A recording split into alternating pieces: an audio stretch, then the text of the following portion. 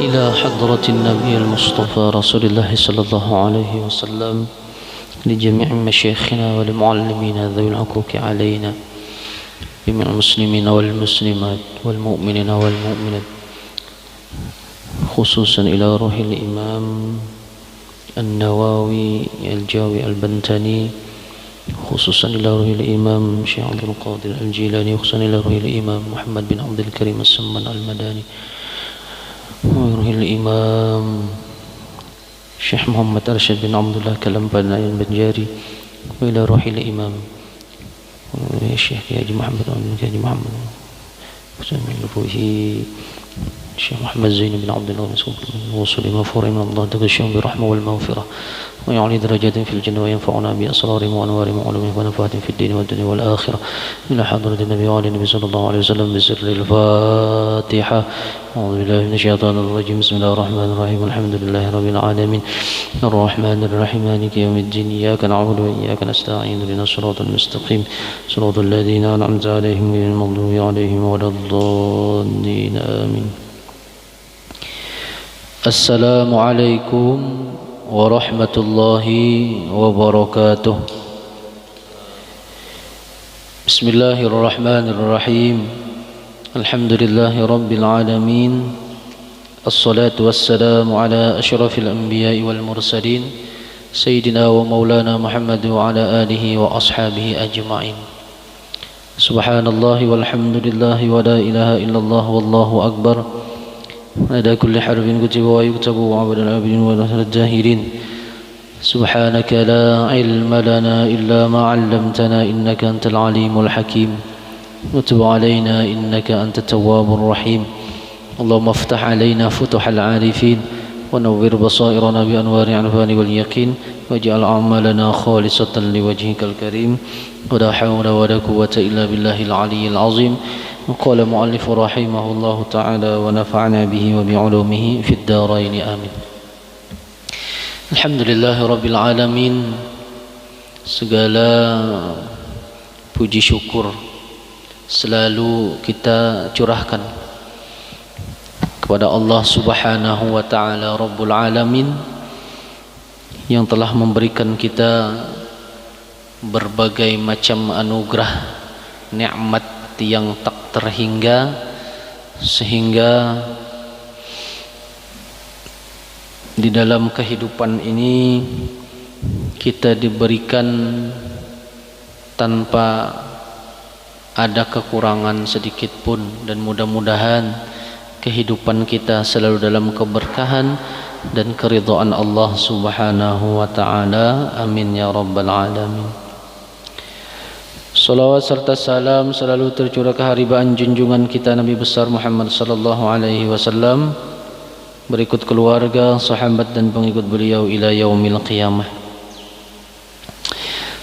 Selanjutnya kita akan membahas tafsir Quran surah Al-Baqarah ayat 78 79. Ayolah, insyaallah. Allah Subhanahu wa Ta'ala berfirman, A'udzu billahi minasyaitonir rajim. Bismillahirrahmanirrahim. Wa minhum ummiyuna la ya'lamuna al-kitaba illa amaniyya wa inhum illa yazunnun fawailul lil ladzina yaktubuna al-kitaba bi aydihim thumma yaquluna hadha min 'indillahi liyashtaru bihi thamanan qalila. Sadaqallahul azim. Dan di antara orang-orang Yahudi,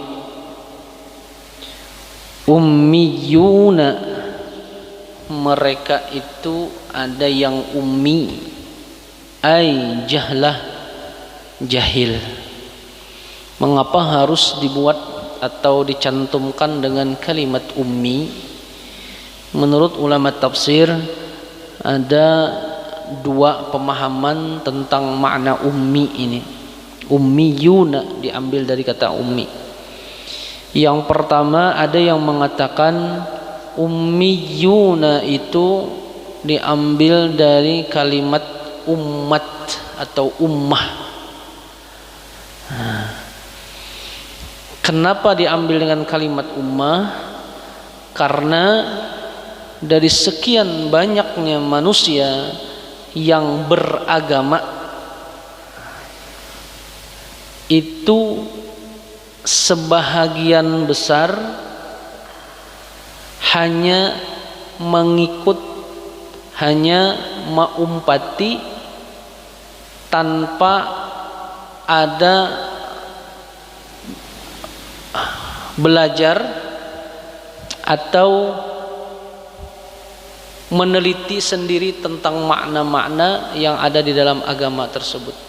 Kayak kita di dalam Islam, itu kebanyakannya yang dinamakan umat itu adalah orang yang mengikut ulama, gitu lah. Kita artinya dalam sekian banyak itu hanya sebahagian orang yang mampu untuk mengkaji kitab ini secara mendalam. Yang lainnya itu bataklid, umpati aja. Makanya diambil dengan kalimat ummi atau dasarnya umat. Nah, umat secara keseluruhan.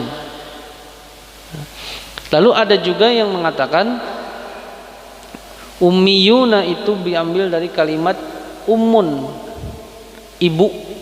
Wah, ibu. Diambil dengan kata dasarnya umun karena setiap manusia yang dilahirkan dari rahim seorang ibu itu masih tidak mengetahui apa-apa, sesuai dengan firman Allah Subhanahu wa taala, wallahu akhrajakum min butuni ummahatikum la ta'lamuna syai'a. Dan Allah mengeluarkan kalian dari perut ibu kalian itu keadaannya tanpa mengetahui sedikit jua pun. Artinya kita semua ini adalah orang yang kada tahu, lalu belajar jadi tahu. Nah, kebanyakannya ulama tafsir mengambil makna ini, artinya orang yang kada tahu sama sekali. Nah, jadi di antara golongan orang Yahudi itu ada yang ummiyun, orang yang kada tahu sama sekali, yang tidak pernah membaca kitab, la ya'rifunahu biqira'atin wala kitabatin, kada pernah membaca kitab Taurat, kada pernah menulis, apalagi membaca aja kada suah. Nah, jadi ada di antara orang-orang Yahudi itu yang seperti itu. Wa tariqatuhum taqlid, dan jalan mereka hanya mengikut apa yang dikatakan oleh tokoh-tokoh agama mereka. Nah, kalau yang ayat sebelumnya itu adalah golongan orang-orang yang pintar, orang-orang cendekiawan, tetapi kepintarannya dipakai untuk apa? Yang pertama, merubah ayat-ayat Allah yang ada di dalam Taurat, dirubah sesuai dengan kehendak mereka. Apabila ada yang kurang masuk, kurang mereka sukai, dirubah dengan apa yang mereka sukai. Dan apabila ada ayat-ayat yang menyinggung tentang gawian mereka, itu dihapus oleh mereka. Ya yuharrifunahu, ada yang dilencengkan, ada yang disesatkan oleh mereka.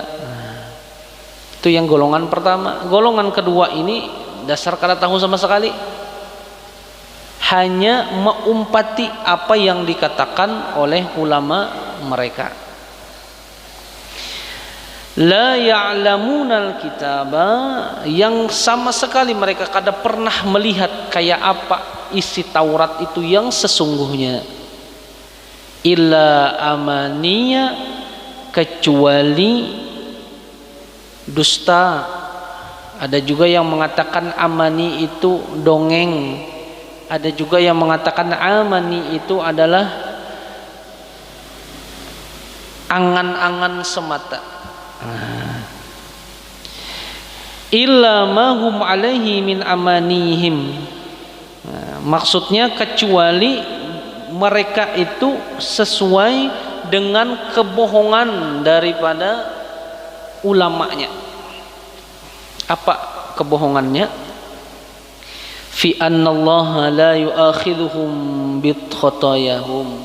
Yang pertama, ujar pendeta-pendeta orang Yahudi, Allah itu tidak akan menganggap kesalahan orang Yahudi itu. Biar berbuat dosa sebanyak-banyaknya, kada pacangan masuk neraka juga. Kayak apa aja berbuat kesalahan, Allah kada pernah mengambil, Allah kada pernah mengakui itu sebagai dosa. Ini ujar ujar pendetanya. Jadi silahkan aja berbuat dosa, silahkan berbuat zalim, karena kita kada apa cangan diajab juga. Sesat kalau nih. Menangka itu kenyamanan. Fi annallaha la yu'akhidhuhum bi khotoyahum. Allah kada menganggap dengan dosa mereka. Wa anna aba'ahumul hambiya, dan bahwasanya ayah-ayah mereka yang nabi-nabi itu dari Nabi Yakub sampai Nabi Isa alaihissalam, yashfa'una lahum, akan memberikan mereka syafaat. Jadi biar berbuat dosa sebanyak-banyaknya, ada aja kena nabi yang menanggung dosa itu semua. Nah, makanya orang Yahudi itu kada tahu dibahasa. Orang Yahudi itu bahasanya tuh kayak apa aja yang melakukan kejelekan, kebrutalan, kebengisan, kezoliman, mereka menganggap mereka itu sudah diampuni oleh Allah. Nah, ini kesesatan daripada orang-orang Yahudi. Makanya biar kayak apa tekanan dari dunia internasional, lihat di Israel, tetap aja adanya mundur selangkah pun gak ada pernah mundur dalam usaha mengambil alih Palestina. Kecaman dari yang halus sampai yang ganal kecamannya, tetap aja laku apa digawinya, karena ini merasa kada berdosa.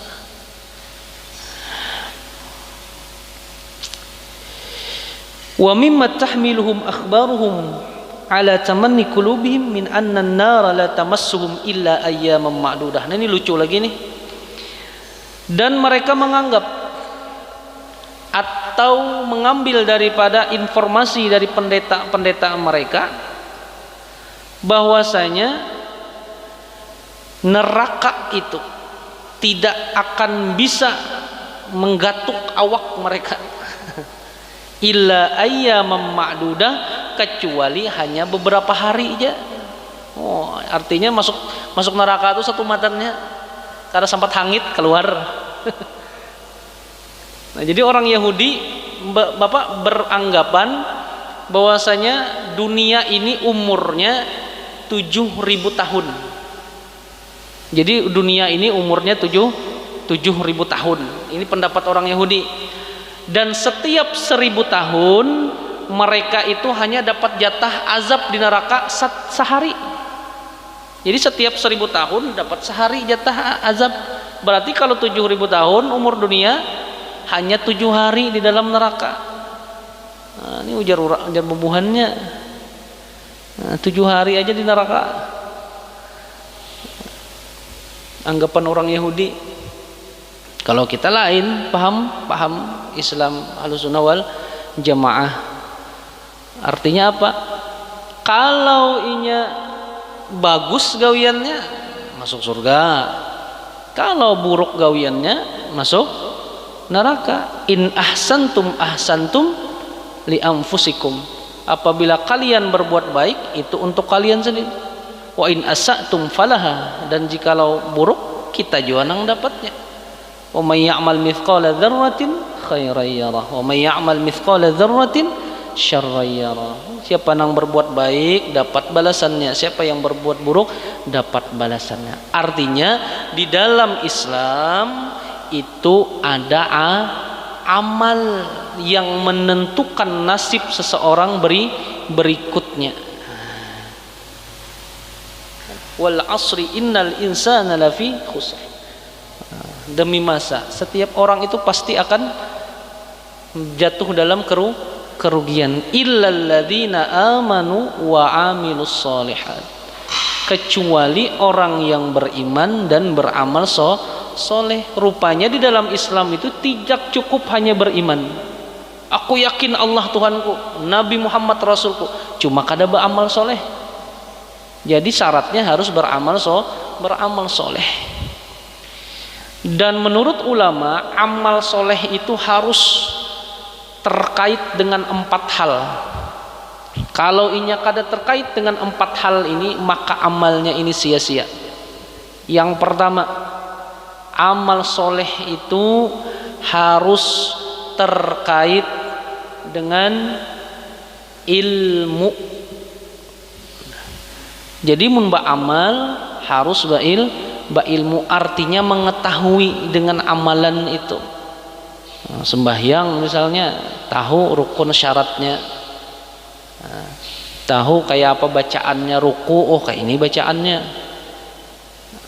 i'tidal kayak ini bacaannya, sujud kayak ini bacaannya, tahu di mana mandak niat segala macam. Nah itu harus terkait dengan ilmu. Karena kalau kada ba ilmu, orang sholat kada ba ilmu, bisa aja sholat maghrib tuh 4 rakaat nya kada tahu. Amun kita nang ba ilmu, artinya ba ilmu tuh tahu. Tahu. Nah jadi wajib amal soleh itu atau amalan itu terkait dengan ilmu. Yang pertama itu harus tahu dengan ilmunya. Dan yang kedua harus terkait niat. Apapun amalannya, kalau niatnya bagus, maka hasilnya pun bagus. Biar pian gawiannya sedikit, tapi niatnya lillahi ta'ala, maka hasilnya akan bagus. Walaupun amalannya banyak, tapi niatnya kada lillahi ta'ala, niatnya salah, maka akan salah juga gawiannya. Gawiannya salah. Cuma kita kada kawa jopong melihat orangnya. Kalau melihat luarnya, pina lain, pina macam-macam luarnya, lalu disambat neraka ikam nih, salah amalan ikam gini. Kada kawa kita melihat. Karena siapa tahu orang yang biasa-biasa aja itu amalannya luar biasa. Pernah suatu ketika Rasulullah SAW beserta para sahabat di dalam majelis Rasulullah. Di tengah pembicaraan, Rasulullah langsung mengkabarkan kepada para sahabat, 1 mat lagi ujar Rasulullah, akan datang seorang atau seseorang yang ahli surga. Kada lawas masuk seorang laki-laki dari sahabat Rasulullah juga, duduk pembelakangan misalkan, pendudian pulang datang. Maksud pendudian ini orang sudah mulai, sini hanya datang misalnya kayak itu. Orangnya biasa-biasanya, sembahyang misalnya kada kayak orang juga, nang 5 waktu aja kawa digawi. Namun orang duha, israk segala macam, sini sembahyang 5 waktu aja. Lalu esoknya lagi kayak itu lagi, ujar Rasulullah 1 mat lagi. Nah, dari kesempatan yang lain 1 mat lagi, karena akan datang seorang laki-laki yang penghuni surga. Kada lawas datang pulang lagi nang itu, duduk pembelakangan pulang sampai 3 kali nang itu. Para sahabat bertanya-tanya, nang lakian nang disambat Rasulullah itu itu orangnya biasa aja. Namun dilihat pakaiannya itu bagus aku bang, aku ini begamis terus. Bapak kupiah bilang kada lapas. Pokoknya dilihat dari luar nih bagus aku amalan. Cuma dia dinobatkan Rasulullah sebagai ahli surga. Lalu ada seorang sahabat penasaran pada saat itu. Dihampirinya lah si pemuda ini tadi. Wahai pemuda, pian ini 3 kali sudah disambat Rasulullah penghuni surga. Ulun nih anak batakun, apa garang amalan nih yang maulah pian ini dinobatkan Rasulullah sebagai penghuni surga? Ujar nang lelakian nih tadi, tuhuk mengatakan kan ada jua nang terbaik nih amalan, membaca Al-Quran bilang seminggu sekali aja juga itu peribahasanya. Itu kin amun juga Kada dapang artinya tabaik pian amalan yang tabaik pian amalan pada ulun ni nah. Diingat-ingat tuhuk kada ada juga nang bagus amalan nih, apa itu nang bagus benar. Lo dipaksa kada mungkin. Pokoknya kalau Rasulullah mau pander tuh pasti ada sebabnya. Coba ingati bang lagi, napa garang amalan ini nang bagus benar supaya jadi ahli surga juga. Tuhuk mengatakan habis diingat ada pang sebuting amalan ulun nih, cuma kada pasti juga pang apakah nang itu atau kada. Kalau aja pang juga kalau apa amalannya.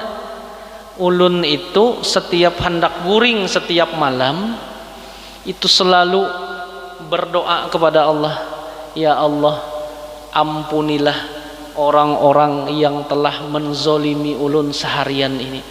Ulun maafkan inya, ulun ridho dunia akhirat, bahasa kita tuh ulun ridho dengan inya. Pokoknya apabila ada yang membuat zolim kepada ulun, ulun maafkan inya. Apabila ada yang bersalah lawan ulun, ulun maafkan inya. Setiap malam gitu hendak guring. Rupanya amalan inilah yang membuat dia ini dinobatkan sebagai penghuni surga. Artinya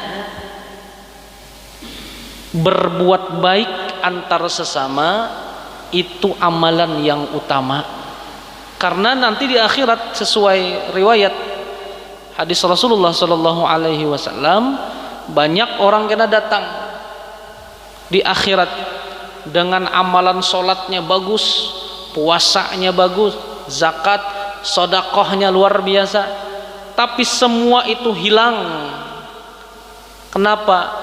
Karena dibalik semua itu sidin pernah mencaci orang, sidin pernah menzolimi orang, sidin pernah maulah orang sakit hati, suah maulah orang kada nyaman. Akhirnya pahala sembahyang segala apa itu hilang semuanya. Artinya apa? Hubungan antar sesama ini luar biasa.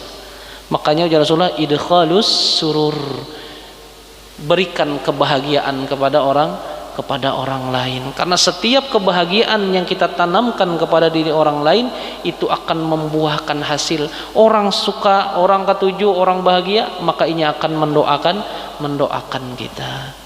Nah, jadi kada kegampangan sekalinya hubungan antar manusia ini nah. Nah, itu tadi hanya dengan berdoa setiap malam, ampuni ya Allah orang yang menzolimiku, akhirnya dinobatkan sebagai penghuni surga. Nah, jadi yang kedua niat. Yang ketiga, amalan itu harus terkait sabar. Jadi dalam beramal soleh itu harus sabar, kada boleh khusuk kasak. Nah, ini parak bulan puasa. Ini sudah mulai beredar di Facebook, sholat taraweh 20 rakaat tambah witir 3 hanya dalam waktu 7 menit. Nah, amin. Maka nang makmum di belakang ini bilang nang umur sudah kada kahinakan nah. Makmum aja bilang ada nang beluncat nah, kanakan ketujuh aja. Wah, pas banget pemainan namun nang sudah umur nang tua-tua, wah. Mana baut sudah lunggaran, hantam pulang nang capat nang kayak itu. Lalu basap Nah, jadi kadang nang kayak itu tuh amal tuh sabar. Artinya dalam setiap amalan itu sabar supaya tertanam rasa tenang. As-sukun wa tuma'ninah, tenang dalam beramal. Dan yang keempat, amal itu harus terkait ikhlas. Karena beribadah dengan keikhlasan itu beda dengan beribadah hanya untuk melaksanakan kewajiban. Lalu kena kalau hanya untuk melaksanakan kewajiban, lalu di hati ini ada perasaan jika sembahyang untuk ada wajib, aku kada sembahyang. Kan artinya itu hanya untuk melaksanakan kewajiban, ada keterpaksaan di situ. Nah, jadi harus ikhlas. Karena Allah mencari ikhlas ini kita belajar dah. Mudahan kita kawa ikhlas ya, kalau ikhlas dalam beramal kepada Allah. Karena yang dilihat itu adalah hati, bukan seberapa banyak amalan kita, tapi seikhlas apa hati kita melaksanakan ibadah. Nah, jadi mereka beranggapan orang-orang Yahudi ini kadang masuk neraka kecuali hanya setemat, yaitu 7 hari. Dan mereka juga berpendapat annal jannata yadkhuluha illa man kana hudan. Dan surga itu tidak ada sesiapapun yang memasukinya kecuali orang Yahudi. Di kaplingnya sudah surga. Jadi mun ada nang wae ini aliran nang menyatakan surga itu ampun aja nah sama nih. Sama. Illa man kana hudan. Nah, hudan ini bahasanya bangsa. Lebih apa? Kalau Yahudi itu kan terkait agama, kalau hudan di sini maknanya bangsa. Artinya orang Yahudi, semuaan orang Yahudi itu jadinya masuk surga. Illa ini istisna, tidak ada yang memasuki surga kecuali orang Yahudi. Berarti yang lain enggak ada masuk ajarnya. Orang Yahudi aja masuk surga. Nah, ini sesat menyesatkan nih. Nah, ini pendapat ulamanya. Wa inhum illa yazunnun, dan tidaklah mereka itu kecuali hanya menyangka-nyangka.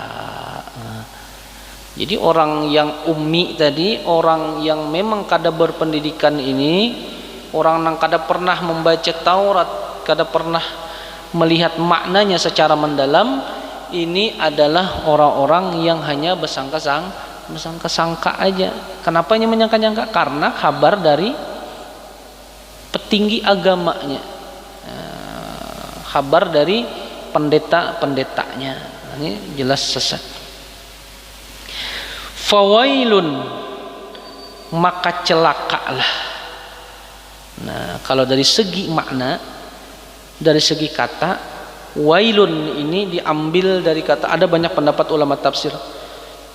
Ada yang mengatakan wailun ini sadidun min hamim, atau sadidun min jahannam, lelehan perak yang ada di neraka jahannam. Ada juga yang mengatakan wailun ini adalah lembah yang ada di neraka. Ada juga sebagian yang mengatakan wailun ini adalah gunung yang ada di neraka jahannam. Cuma yang pastinya orang Arab itu memakai makna ini, memakai kata ini untuk menyatakan celaka. Amun bahasa kita Banjar tuh apa yalah? Semisal ini ketulahan nih kam, nah itu sama tuh kata-katanya tuh. Jadi fawailun ini kalau orang Arab itu kata wailun, celaka. Padahal makna sebenarnya itu bukan celaka, tetapi diambil dari makna ya tadi, dari sesuatu yang kada baik, ya, dari neraka lah. Jadi apabila dikatakan fawailun atau wailun, maka dia adalah celaka. Lilladzina yaktubuna alkitaba biaidihim, maka celakalah bagi orang-orang yang menulis kitab biaidihim, dengan tangan mereka, thumma yaquluna hadza min indillahi, kemudian mereka mengatakan ini adalah dari Allah Subhanahu wa taala. Maksud menulis di sini merubah. Nah, ini maknanya luas. Dan di dalam Islam sendiri pun masuk dalam ayat ini. Siapa saja orang yang merubah Al-Quran, merubah maknanya, lalu dia mengatakan ini memang makna yang diingini Allah Subhanahu wa taala, tapi dirubahnya sesuai dengan kehendaknya. Nah, ini wailun, orang ini celaka. Mengapa mereka merubah ayat-ayat Allah? Liyashtaru bihi, supaya mendapatkan bayaran dengan apa fatwa mereka itu, samanan qalila ay audan yasiran minad dunya, upah yang sedikit daripada dunia. Nah, jadi diubah makna Al-Quran, fatwa dikeluarkan sesuai dengan kehendak mereka. Untuk apa? Untuk mendapat upah. Audan itu upah yang sedikit. Di dunia ini kalau dibandingkan akhirat kada ada apa-apanya. Itu yang dituju mereka. Upah yang sedikit sementara lagi. Nah, itu Wahumul Yahudi, dan orang-orang Yahudi itu ghayyaru sifatan Nabi sallallahu alaihi wasallam fit Taurah. Mereka merubah sifat Nabi Muhammad sallallahu alaihi wasallam yang ada di dalam Taurat. Wa ayatul rajmi, dan mereka merubah ayat rajam. Nah, ayat-ayat rajam, ayat-ayat ancaman ini diubahnya. Wa ghayyaruha wa ghayraha, dan selain daripada itu. Fa ghayyaru ayatul rajmi bil jildi wat tahmim ay taswidil wajhi. Nah, jadi dirubah ayat-ayat ancaman itu, dirubah supaya isinya itu kada tapi ngeri benar. Kada tapi ngeri. Ayat-ayat rajam diganti dengan kulit di sini. Wa tahmim, yang dan tahmim ini orang-orang yang dimasukkan ke dalam neraka hamim. Hamim itu adalah lelehan apa yang sangat panas, artinya orang itu dipanaskan, dilempar ke dalam neraka. Seharusnya isinya kayak itu. Taurat itu dirubah. Wa taswidul wujuh, wa taswidul wajhi, diganti dengan hanya hitam mukanya. Ini seharusnya dilemparkan ke neraka, ujarnya kada kita itu hanya hitam aja muka kita kada sampai masuk neraka. Walaupun berbuat salah kada sampai dimasukkan neraka, cuma hanya hirang aja muka. Nah, ini orang-orang Yahudi kan lucu nih. Dan orang nang kada tahu nih yang bubuan ummi ini, orang nang apa, orang yang awam ini terus saya. Nah, karena ulamanya sudah mengatakan seperti itu. Fawailul lahum mimma katabat aydihim wa wailul lahum mimma yaksibun, maka celakalah bagi mereka, ay fasyiddatul adzabi lahum, mereka akan mendapat azab yang sangat pedih daripada apa yang telah mereka tulis dengan tangan mereka. Wa wailul lahum mimma yaksibun, dan celakalah bagi mereka dengan apa-apa yang telah mereka lakukan. Jadi kita yakin setiap upaya untuk merubah baik itu makna atau isi kandungan Al-Quran sesuai dengan sesuatu yang kada baik, itu kita yakin semua itu pasti akan ada balasannya, dan semua itu pasti akan dibongkar oleh Allah Subhanahu wa ta'ala dengan apa bahasa kita tuh dikarik kena semuanya itu akan diungkap oleh Allah Subhanahu wa ta'ala. Dan kita yakin agama Islam ini pasti akan jaya dan ditolong oleh Allah Subhanahu wa ta'ala. Dan mudah-mudahan kita semua selalu dihindarkan oleh Allah dari orang-orang yang hendak berbuat zalim kepada kita, dan mudah-mudahan kita selalu dikuatkan, diistiqomahkan oleh Allah Subhanahu wa ta'ala untuk menjalankan agama ini dengan seikhlas-ikhlasnya, dengan sebaik-baiknya, dan mudah-mudahan kita selalu dalam lindungan Allah Subhanahu wa ta'ala, dikabulkan hajat dunia dan akhirah, dimatikan dalam keadaan husnul khotimah, dan mendapatkan syafaat dari Rasulullah sallallahu alaihi wasallam. Amin ya rabbal alamin. Selagi akan datang insyaallah akan kita bahas Al-Baqarah ayat 80 insyaallah. Wallahu a'lamu bis-shawab. Al-Fatihah. A'udzu billahi minasyaitonir rajim. Bismillahirrahmanirrahim. Alhamdulillahi rabbil alamin, arrahmanir rahim, maliki yaumiddin, iyyaka na'budu wa iyyaka nasta'in, shiratal mustaqim, shiratal ladzina an'amta 'alaihim ghairil maghdubi 'alaihim waladdallin. Amin ya Allah. Bismillahirrahmanirrahim. Alhamdulillahi rabbil alamin, wassalatu wassalamu ala asyrafil anbiya'i wal mursalin sayyidina wa maulana Muhammad wa ala alihi wa sahbihi ajma'in. Allahumma aghnina bil ilmi wa zayyina bil hilmi wa akrimna bit taqwa wa jamilna bil afiyah. Allahumma inna nas'aluka 'ilman nabiyyin, hifzal mursalin wa ilmal malaikatil muqarrabin. Allahumma inna na'udzubika min 'ilmin la yanfa'u wa qalbin la yakhsha wa amalin la yurfa'u wa du'a'in yustajabu lahu birahmatika ya arhamar rahimin. Rabbana atina fid dunya hasanah wa fil akhirati hasanah wa qina adzaban nar. Wa sallallahu ala sayyidina Muhammad wa ala alihi wa sahbihi wasallam. Subhana rabbika rabbil izzati amma yasifun wa salamun ala al mursalin walhamdulillahi rabbil alamin.